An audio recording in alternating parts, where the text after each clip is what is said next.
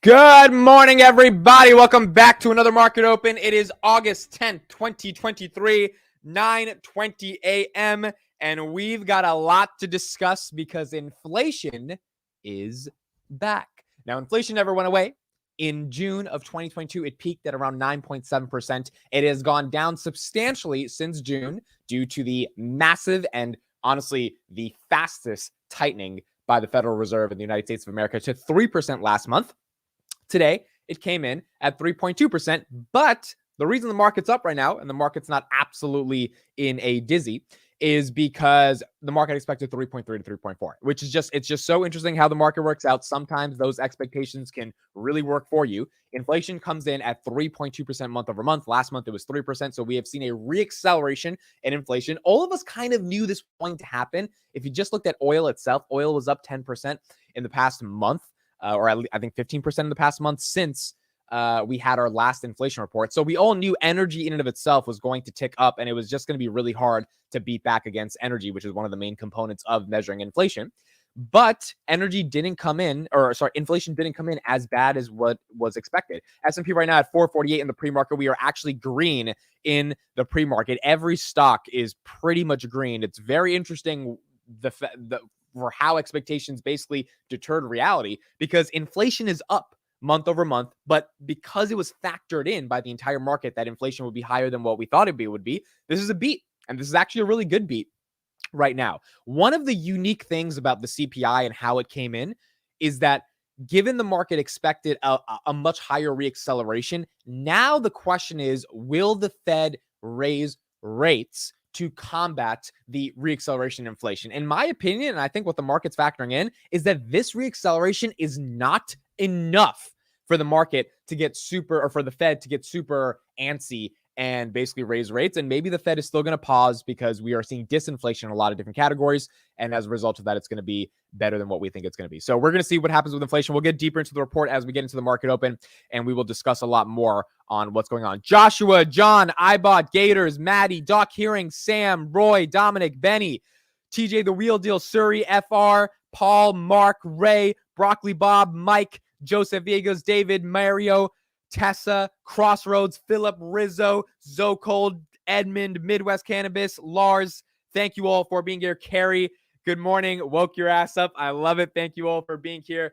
Let's into everything. Now, one of the things I also want to talk about before we get deeper into inflation is Palantir's decline. Last morning, which was yesterday, we didn't get to see too much of the Palantir catastrophe that happened yesterday. It was only down about 4 or 5% by the time I ended the market open. It ended down over 10%. It fell another, I think, 1% in the after hours. So we had Palantir at 1525 yesterday. Now Palantir at 1546. Look, it's very interesting.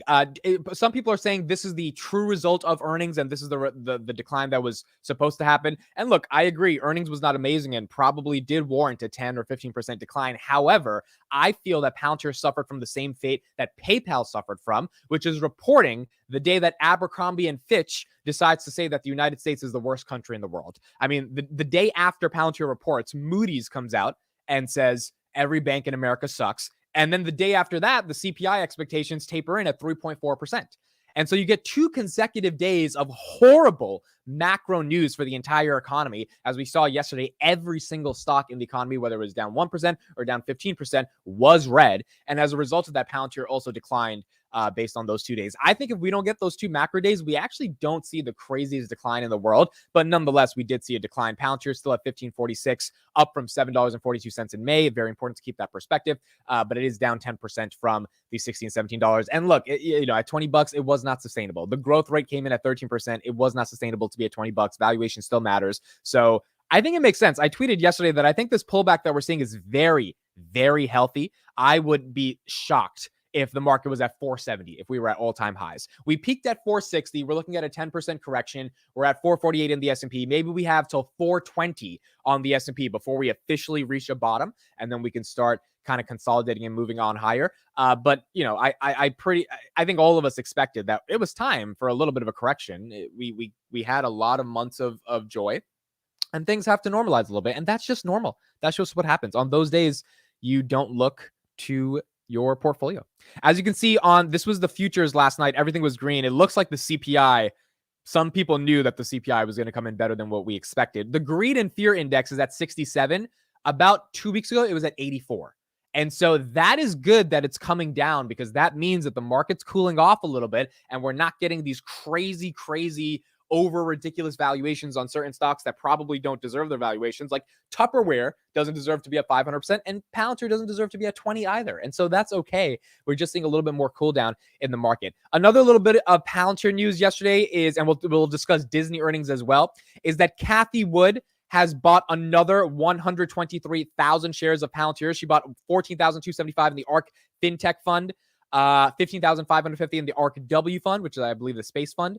And she bought a 92,899 in the ARK Flagship KK Fund. This is 123,164 shares. This comes one day after 818,000 shares of Palantir. This is the first time she has done 2 consecutive days of buying since May of 2023. So it seems like she is trying to establish a position. She absolutely is buying the dip, and maybe her thesis on Palantir is starting to form as a really strong thesis. She also bought the crap out of Roblox, not Disney. She sold Roku at 208,000 shares. She bought 663,000 shares of Roblox, another 121,000, and she then bought in the fintech fund 79,000. So almost 800,000 shares of Roblox. The Roblox dip was exciting to her. I still don't know enough about Roblox. I'm doing my due diligence on them. It seems exciting, not profitable, but I've got to go deeper before I fully decide if Roblox is worth really taking into a look on. She bought a lot of Roblox. That is correct. So you could say ARK is acting randomly. ARK is doing its job. I know a lot of people are criticizing her. It'll be very interesting to see kind of how she develops this Palantir position, if she develops it over, is she buying the dip or is she causing the dip? Yeah. It'll be interesting to see how she develops her portfolio over the long term. So that is sort of the core news there. Let's go quickly onto inflation. We got 2 minutes till the market opens. Let's look at some headline numbers. I know airlines decreased 18% year over year. And so that was really good. Airfares are down decently. So index rose 3.2%. Prices accelerated 0.2% for the month, in line with the Dow Jones estimate. However, the annual rate was slightly below the 3.3% forecast. So again, this 3.3% forecast coming in at 3.2, that's a beat. And that's why the market is not tanking today. And I mean, that's ultimately a good thing. Excluding volatile food and energy prices, so-called core CPI 0.2% for the month, equating to a 12% rate of 4.7%. The annual rate for the core was slightly below Dow Jones estimate of 4.8. So we thought core would be 0.3. We came in at 0.2. And that is what really matters in terms of market perception. I don't think the Fed raises rates because of this. Let me know what you think in the chat. And I could be dead wrong, but I do not think this is a reacceleration that is enough for Jerome Powell and the Fed to be like, yep, we're going to raise rates completely. Like, this was natural. Did we really expect inflation was going to be below 2% or below 3% after fighting it for just a year? Like, no, we're going to expect a little bit of a rebound. I think that's totally natural. That's fine. Things are going to normalize over the next couple months, but by December, I think we'll be below 3%. I think the Fed absolutely should look at the disinflation that's happening in commodity and food and beverages and realize to just pause, chill out. If you really need to raise rates, wait till January next year. But if things get to that 2.7, 2.5%, we should be able to cut in the first half of next year and things should be okay. And so I think it'll be all right. Food prices increased just 0.2% for the month. Energy increased just 0.1%, even though crude prices surged, which is great. Energy only increasing 0.1%, even though crude prices, meaning oil, is up, is not too bad. And shelter costs rose 0.4% and we're up 7.7% from a year ago. Mortgages now on the 30-year are about 7.1%, up from 6.9% just a couple weeks ago. So obviously not the best time to buy a house, even though you could always refinance, but it wasn't the worst thing that caused inflation to be up, along with energy wasn't the worst thing that caused inflation to be up this month. All right, here we go. August 10th, 2023, 9:30 a.m. Inflation is back, but it's not that bad. The stock market is now open.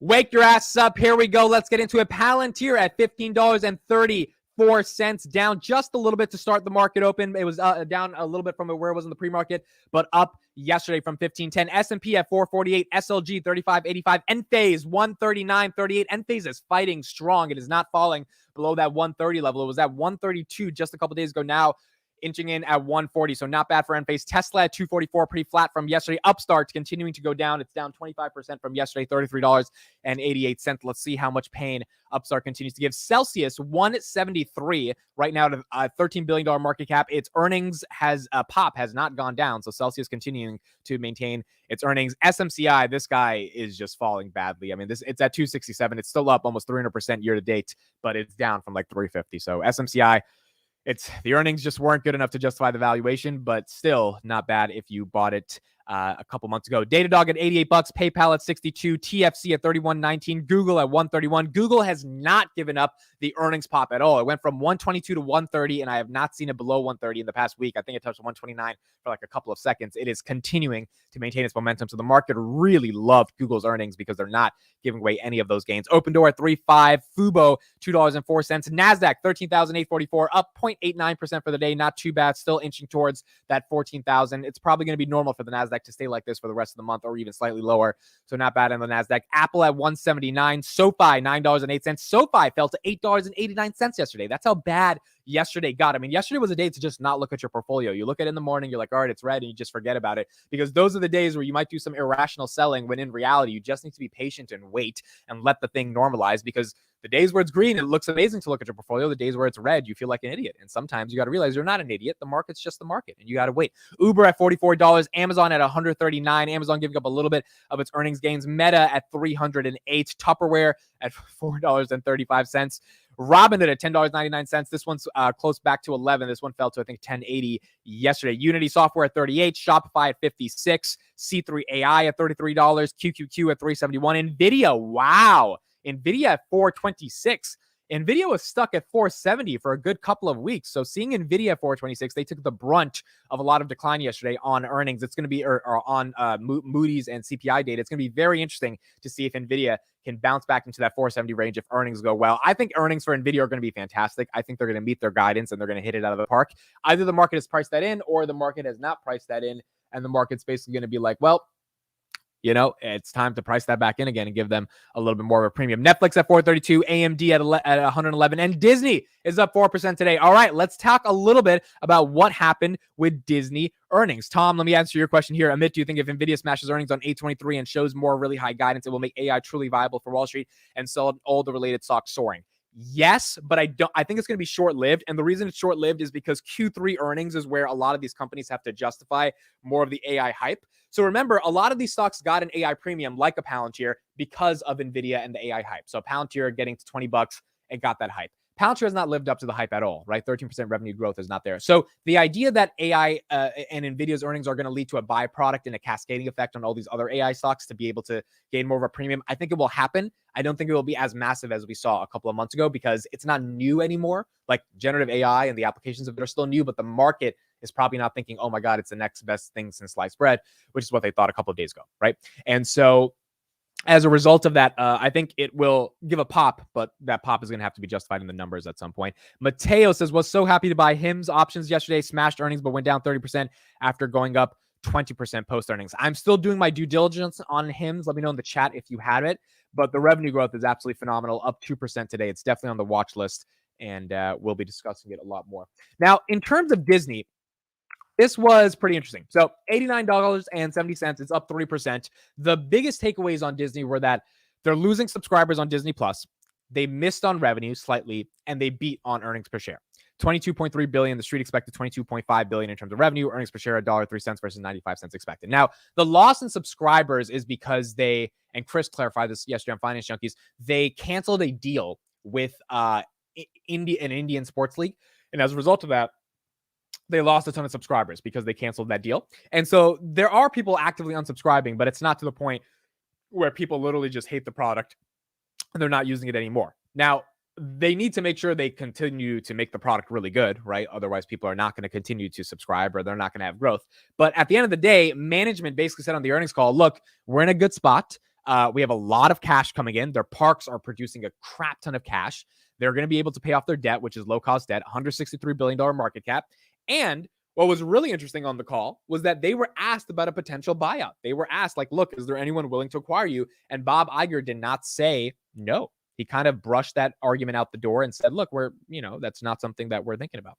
And I'm going to talk about Alibaba as well. And so as a result of that, it was really interesting to kind of see how Disney was thinking about their future. Obviously, Apple is the biggest suitor, and a lot of people think that Apple could, potentially be buying Disney. I think it would be a regulatory monster for Apple, the biggest company in the world, to buy Disney. I mean, I don't even know if the regulators would allow that, but if that did happen, I think that would be an amazing acquisition, in my opinion. I know a lot of people be like, Apple's wasting money. Disney has IP that is timeless. And so if Apple can monetize that IP with an Apple Plus and the Vision Pro and integrate Disney as like the premier content for that, all those characters you get, it can actually be really good. So at the end of the day, Bob Iger did not take an acquisition off the table. He said they're restructuring, they're cost rationalizing, and they're getting to a good spot where they're going to be able to grow and get back to 100, 125, which a lot of people think is fair value.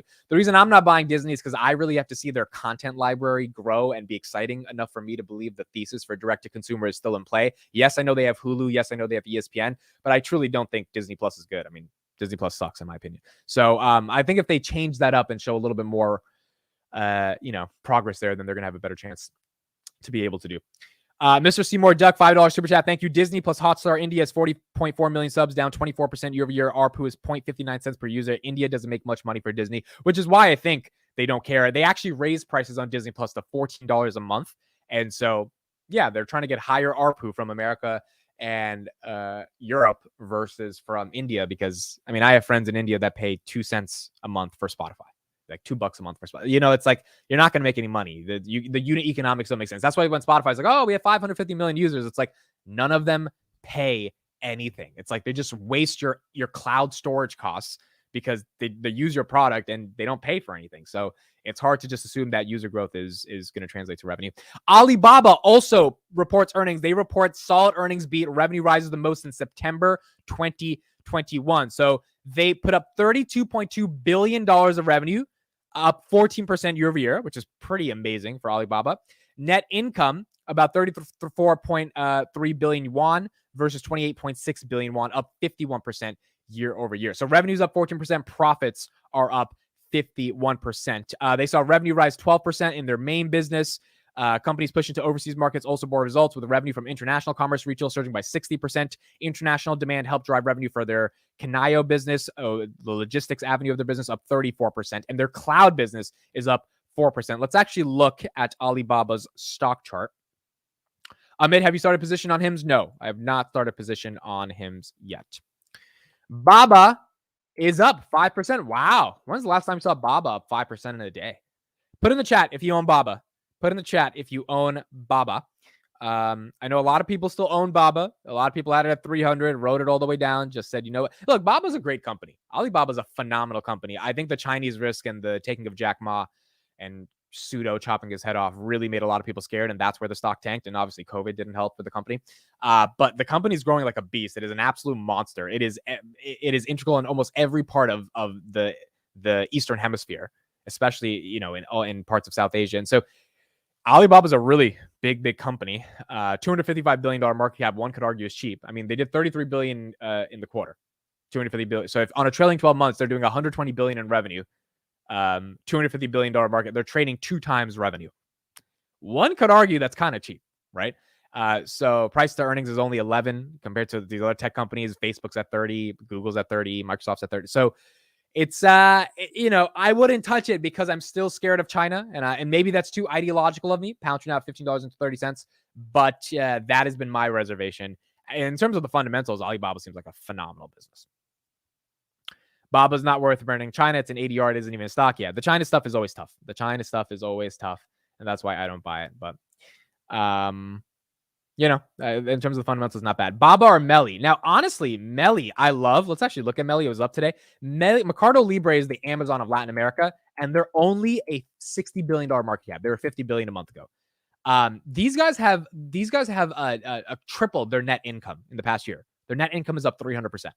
Now, that's one of the only stats I know. I got to go deeper into their stats because I don't know that much more about them. That's one of the main ones that I looked at. But outside of that, Alibaba is like, Mercado Libre seems like it's a monster. Seems like an absolute monster in Latin America. And if they become, look at their stock chart. It was at $7 in 2008. Let's go to something more recent. In 2019, it was $274. So it's up pretty nicely. Almost you got a 4x since 2019.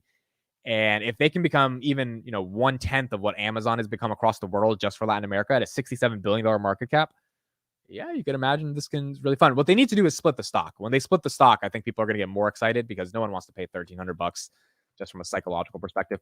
But if they split the stock, we might see a little bit more, especially in the options chain, excitement for Mercado Libre and see where people care a little bit more about that. Let's head into this and let's get a little bit of coverage on some cooling in the markets and basically where we think we need to see the markets go. Basically, this correction being normal for the market.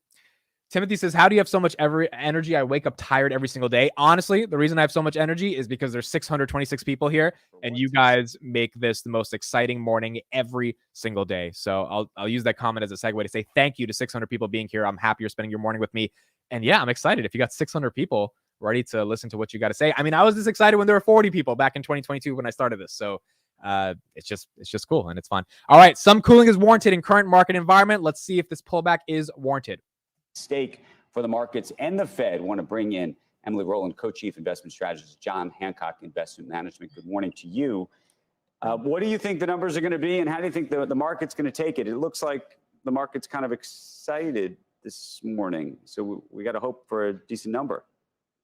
Yeah, big morning today, and of course the consensus expectations for 0.2% month-over-month increase on both core and headline. I think the development that's thrown a wrinkle into expectations here has been China stimulus, or at least announcements of China stimulus over the last several weeks, which has caused commodity prices to see a meaningful increase.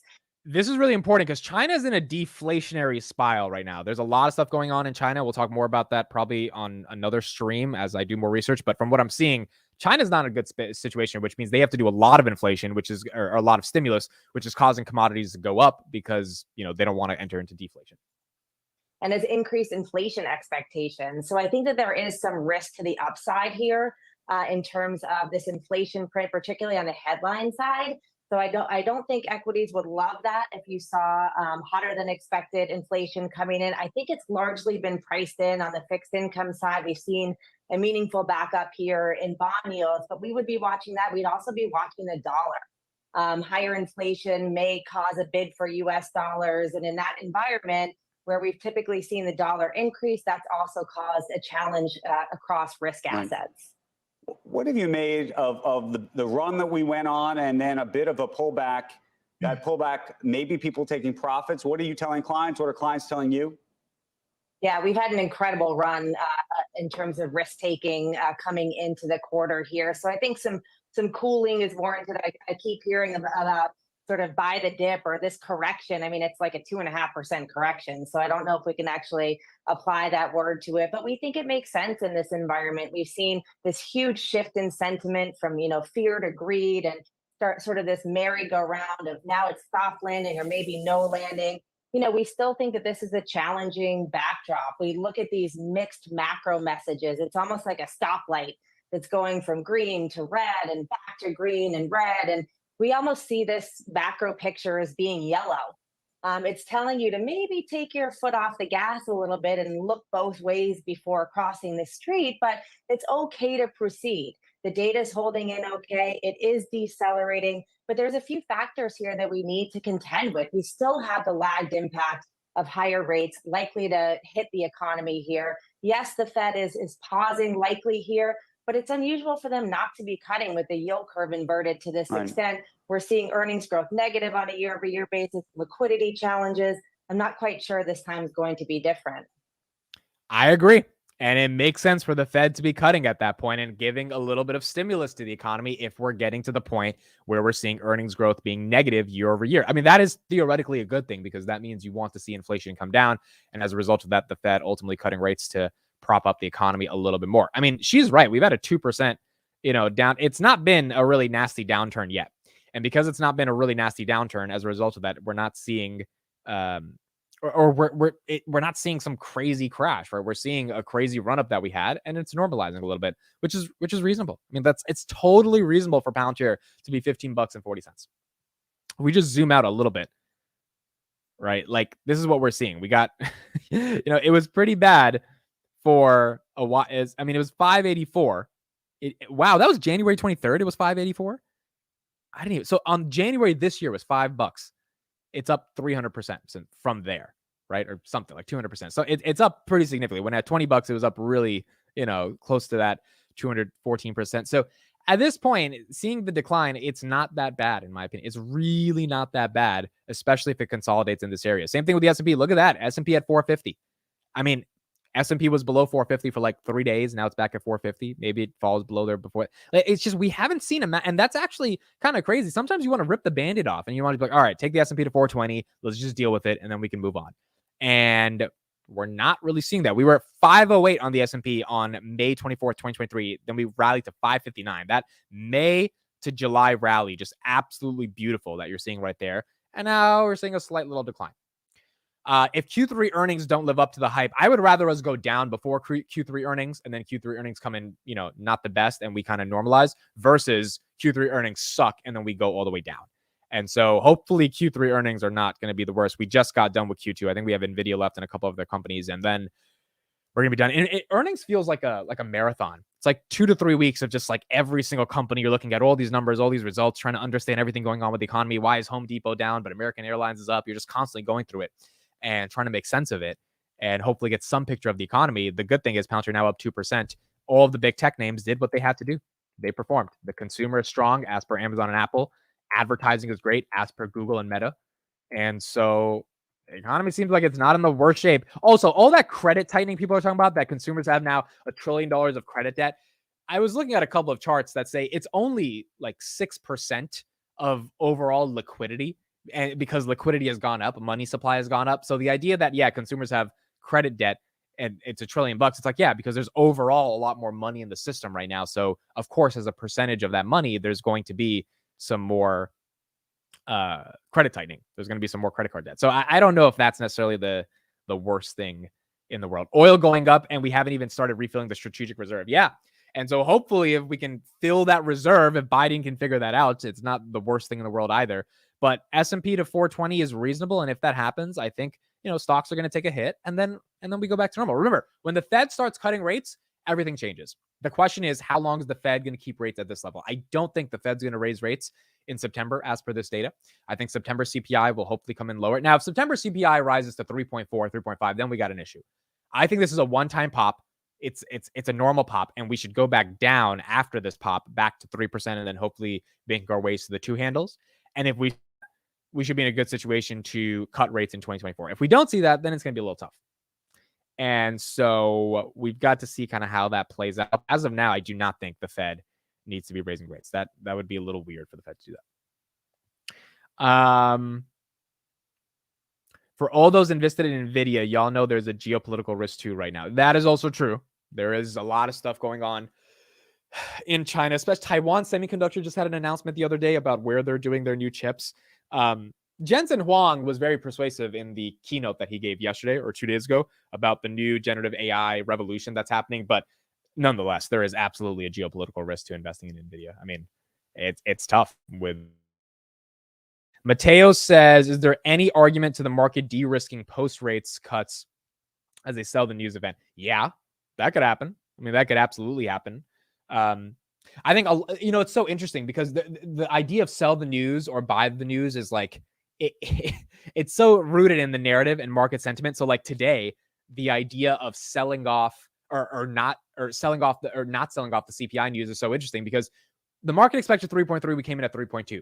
That's a very slight beat in terms of expectations, but it wasn't enough where you would argue stocks should be going up because inflation is reaccelerating. But nonetheless, stocks are going up. So we bought the news. So the idea that the market could be de-risking post rate cuts and be hedging against the fact that an inevitable recession is coming after rate cuts, that's also very possible. And then boom, you got to sell the news event. Crossroads says we might see a 0.1% increase next month due to a small number again rolling off in August and energy, but the next 2 after that will break into 2s. Yeah, that is fair. That is very fair. And again, I think the market's smart enough to realize that. And so is the Fed. I think they realize that the inflation that's coming right now is not like the worst thing we're seeing in the world. It's not like something in June where we were at 9% last year. I don't think that's where the market's interpreting it at. Which means if that's the case, we should be fine. I really, really think we should be fine. Let's take a look at Duolingo. This is a stock we haven't covered a lot. I wanted to hear their CEO talk about their earnings. I'll go through the numbers in a second. They had a phenomenal earnings. This is the language learning app. If you don't know what it is, Duolingo. Let's hear what they had to say on their earnings. For today's Tech Check, we're talking to one of the biggest earnings movers of the day. Take a look at Duolingo, reporting a beat across the board, raising guidance for the fiscal year, clearly speaking the street's language, sending shares surging today. Joining us this morning in a CNBC exclusive, Duolingo CEO Luis von Ahn. Luis, great to have you. Talk to me about what you think is driving the price action today. Well, thank you for having me. I mean, in general, just our performance keeps being very strong. Our users have grown very strongly over the last several years, and it's because we keep on making the product significantly better. We're a product-driven company, and just over time, our app keeps getting more fun and more effective at teaching languages. And so, since people love it, they also subscribe, and then we make a lot of revenue from that, and so that's helped us out quite a bit. Couple quick stats on Duolingo. So their DAUs, their daily active users, increased 62% to 21.4 million. Their number of paid subscribers is 5.2 million. That increased 59%. Total bookings grew 41%. Subscription bookings grew 43% to 106 million. Net income was $4 million. Cash flow from operations increased to 37.2 million. Their growth is above 50% in almost every metric for a language learning app that's public, which is pretty incredible to see what they're doing here. Can you help viewers understand where we are right now in sort of the learning language model trajectory? Are things being learned and absorbed in the model at a even faster rate than in the past? Yeah, I mean, we're teaching better and better. Literally every week, Duolingo gets a little better at teaching. And it's because we have a lot of users. I mean, we have millions and millions of users who use the app every day, and we use their data to teach better. Duolingo is not quite as good as a one-on-one human tutor just yet, but it is as good as a classroom. And so, people are very happy with the amount that they're learning. In terms of the market penetration, language learning is a huge market in the world. This is about $60 billion a year are spent on it, and there's about 2 billion people learning a foreign language. So we still have a lot of room to grow. So the way we see it is we're still in the early days for the market penetration for Duolingo. Yeah, that's the biggest question that I see from analysts trying to value this stock is just how big of an addressable market you see ahead of you for language learning and potentially expanding broader than that into a broader learning kind of application. Yeah, for language learning, we believe we still have a lot of room to grow. Like I said, it's about $60 billion a year are spent on language learning. The majority of that spend is spent offline, but the market is shifting online, and we're the largest online provider. So we expect over the next few years to capture a lot of that. So I think that's a big thing for us. The other thing that is important to say is in many countries like the United States, we're growing the market. About 80% of our users in the US were not learning a language before Duolingo. So there's a lot of room to grow for language learning, but we're also expanding to other subjects. We recently launched a math app. We are working on a way to teach music as well. So over time, you're going to see us get into other areas of education and hopefully do what we did for languages, but for math and music and other subjects. What about AI? There were some questions with Chegg. So this is really interesting in the context of Duolingo. It is a $5.2 billion market cap. I definitely think it's worth some research on Duolingo. I don't know if it's a buy at all right now, but their growth is just absolutely insane. $5 billion company. Anyone can download the app today and learn for free because they have ads. So you don't need to pay anything. So the barrier to entry is minimal. The CEO says it's a $60 billion market to capture, $5 billion market cap. You could imagine if they get even 10 or 20% of that $60 billion market, and they are, I think, the best tech product when it comes to language learning in the world. So thinking they can get 10 or 20% of the market is not unreasonable over the next decade. You would see the multiples on that $5 billion market cap increase dramatically. And on top of that, what he said at the end, what about math? What about music? What about all these? Duolingo is a language learning app, but what about all the other things you can learn? I instantly see the benefits from learning music. LOL, I'm sold. With AR, Apple Vision, you'll love subtitles in every spoken language. No need to learn. Yeah, there's a lot of opportunities, I think, for Duolingo to expand. Again, I have not gone deep into this company. This is kind of a top of my head thesis on it, just because their user growth and their engagement is insane to me. I mean, when you see a company that's growing 62% daily active users year over year, you start to really be like, why the hell are people using this product? I mean, like, what is so good about it? And if it's the best language learning product in the world and they can expand to, I mean, basically they can take over the ed tech market is where I see Duolingo, right? So instead of just language, they can get to all the other verticals of teaching that exist. You then think of like, what if they become a Udemy, a course company where people can sell their courses and they have content creators and they're a dual-sided marketplace. I mean, there's a lot of avenues when they establish the brand over the next 5 years, they can take the company. This would be a very long-term investment for me if I even think of investing $1 into Duolingo. It would be, I think they're the premier learning technology company, not language learning company, but education company over the next decade. That would be my thesis. And I wouldn't buy the stock until I really validate that that is the thesis that should exist on Duolingo. It has a 14 times price of sales, a little expensive already at that.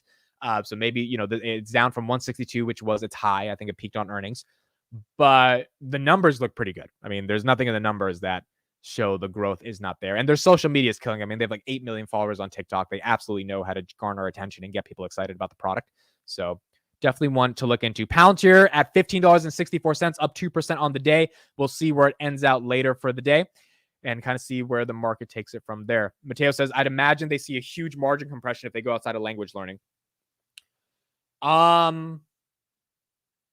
Maybe.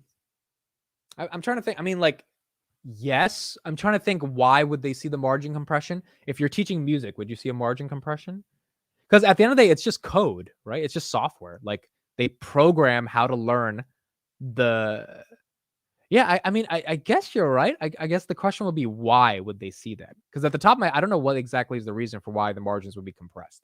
It's just programmed code into an app. You have to program music, you have to program math, whatever, and then a lot of competition. That's why. Yeah, that's why I think the thesis has to be they have to take over the market around language and then decide to expand.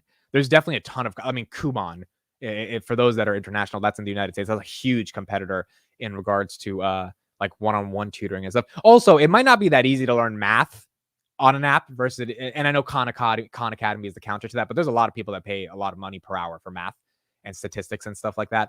So yeah, that is a good point. There is a lot more competition, especially in the ed tech space around math, statistics, STEM, science, biology, chemistry, all that stuff. If they can gamify it the way they've gamified language, which they are phenomenal at, and it's not easy, but if they figure that out, maybe there's a shot that they can keep it going from there. Cost to acquire each user would skyrocket as a result. Yeah, that is also true. That's a good point. That is a good point. You can ChatGPT your math. You can't really learn a language through AI. Yeah, that's a good point. That is a good point. Learning a language is a lot harder than doing a math question on ChatGPT. All right, that's it for me. Thank you, everybody, for joining. This is it for today. Inflation, big news of the day. Inflation came in lower than expectations, which is what we expected. We'll talk about it on Finance Junkies tonight at 7 p.m. Eastern. Disney earnings, not too bad. Alibaba earnings, not too bad. Look, every earnings I've seen so far has not been horrible, outside of Upstart. But besides that, every earnings have been fine. And so as a result of that, earnings have been okay. I don't think this has been a horrible market. We'll see Nvidia, Palantir now at $15.70. We'll see where Nvidia takes us, but look, it's not too bad. Tesla's at 250, up 3.5% as well. Let's see where the market takes it. Inflation was the big negative catalyst. Now that we've got that out of the way, now that we've got credit rating agencies out of the way, maybe the market starts to normalize a little bit and we keep it going from there. So we will see.